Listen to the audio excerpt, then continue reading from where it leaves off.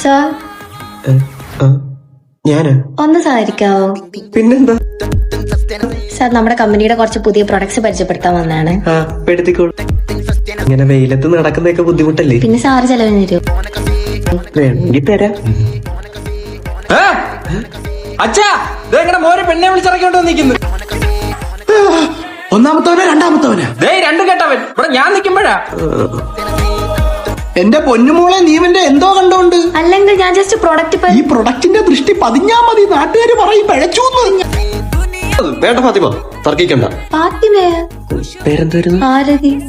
ആരതിയായിട്ടുള്ള ആദ്യ രാത്രി ഞാൻ തങ്കലിപ്പിച്ചു കഴിഞ്ഞു. നിന്നെ ഞാൻ ഈ പകല് താണ്ടിക്കത്തില്ല.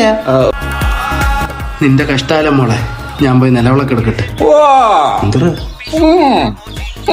വയ്യേ? പിന്നെ ഞാൻ കൂടെ അവിടെ ഈത്തപ്പഴത്തിന്റെ കുരുകളായാ നിക്കുന്ന. അവന്റെ പെണ്ണിറങ്ങി വന്നോണ്ട് അവൻ കെട്ടുന്നു. എന്ന് വെച്ച് ഞാനല്ലേ മൂത്തത്? അവളെ ഞാൻ കെട്ടിയിട്ട് മതി അവൻ